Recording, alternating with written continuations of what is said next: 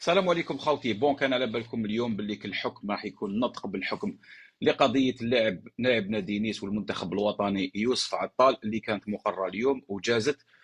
انا تبعت كامل الحكم تاعو وكنت نشوف فيها اون ديراكت على ار ام سي سبور، يعني لقطه بلقطه، وسيت نكتب لكم كلش في الورقه هكذا باش ما ننسى حتى حاجه في القضيه هذه، ونحكي لكم كامل واش صرا في الحكم تاعو يوسف عطال اليوم اللي كان محكوم عليه على كل حال للقضيه تاعو مع الشعب الفلسطيني واللي كان يساند فيه، واللي نشر فيديو تاع محمود الحسنات اللي كان قال فيها يوم اسود على اليهود الصهاينه الى اخره. اليوم يوسف عطال حكموا عليه وخرج الحكم. الحكم تاع يوسف عطال هو عنده 10 اشهر موقوفه النفاذ، يعني 10 شهور سورسي. كما كنت قلت لكم قبل حتخرج يا سورسي يا غرامه ماليه، طاحوا في زوج، يعني 10 شهور سورسي و45 ألف أورو، يعني عنده 10 شهور سورسي و45 ألف أورو. يوسف عطال كي دخل القاضي سقساه، نعطيكم ماشي كامل مي نحكي لكم لي شوز لي بليز امبورطون.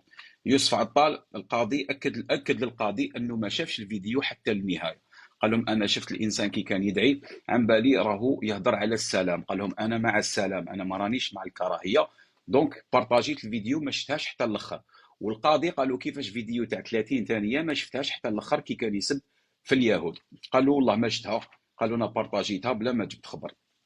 ومن بعد قال له ما عرفتش ان الفيديو فيها الكراهيه، قالوا الفيديو عن بالي يتكلم على السلام. والقاضي تما زاد حكمه سقساه، قال له كاين واحد المنشور كنت درت له لايك، يعني درت له جام في الانستغرام تاع بطل العالم للامامه محمد حبيب محمدوف اللي كامل تعرفوه في اكتوبر 2020. كما كانت هناك لي زاتونطا، يعني كان هجوم على كنيسه في مدينه نيس، وحبيب نور محمدوف كان دار ستوري ودار بوست قال فيه باللي زعما يؤيد واش صرا، يعني راهو معاه واش صرا ضد الكنيسه هذيك. ويوسف عطال دار جمع عليها وكانوا كونفوكاوه الكوميساريه وداروا معه تحقيق.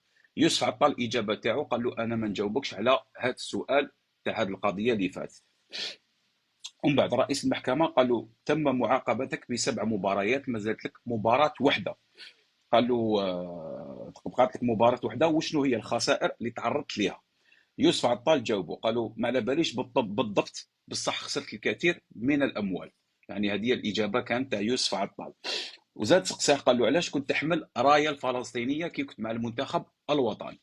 يوسف عطال قال له انا هذيك الصوره مع المنتخب الوطني بيان سور، قال له لبسنا لي زي شارب يعني تاع الرايه تاع فلسطين لاننا في الجزائر نساند القضيه الفلسطينيه. وقال له انا متضامن مع فلسطين وانا ضد الساميه، انا ماشي اونتي سيميست وماشي ضد الكراهيه وضد ماشي وانا ضد اي شخص. قالوا لا بروف بلي انا مع نادي نيس رحت لعبت مباراه في الكيان ضد الفريق هذاك تل ابيب، قالوا لعبت كونتر عليهم ولتما كان جات عندي الكراهيه كنت ما نروحش نلعب تما. زيد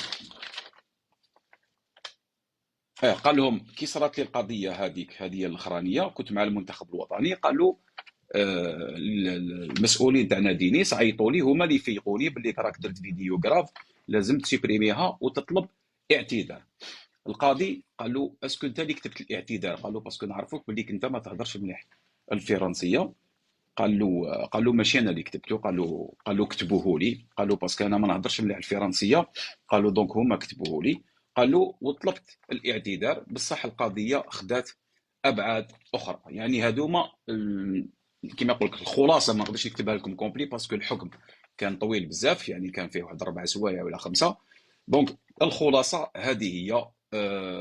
ثاني كاينه حاجه، المحامي تاع يوسف عطال قال للقاضي، قال له يوسف عطال كي دار هذيك ستوري ما كانش متواجد في التراب الفرنسي، كان متواجد في الامارات مع المنتخب الجزائري، يعني علاش تحاسبوه ولا تقاضوه وهو هو ما نشرش هذيك وهو في التراب الفرنسي. بصح قال لك القاضي قالوا بيسك هذا لاعب في نادي فرنسي يعني يخضع لكل التحقيقات ولا على حساب كما يقول لك لي لوا، يعني القوانين تاع البلاد اللي راهو عايش فيها حتى ويدير منشور في بلاد واحده اخرى. اذا هذه هي نعاودوا نقولوا القضيه. الحكم النهائي هو 10 شهور سورسي، يعني 10 شهور موقوفة النفاذ، وغرامة مالية قدرها 45 ألف أورو. يعني مع النادي تاعو قعد له ماتش واحد، يعني السابع ماتش ما يلعبوش اللي كان معاقب فيه، ويقدر يعاود يولي المنافسة. بلا ما نساو أنه يوسف عطال ما زالت له الكونترا حتى لجوان 2024، ويقدر يسيني في نامبورت كال ايكيب ابارتير من جونفي هذا، لو كان ما يرونوبليش الكونترا مع نادي نيس.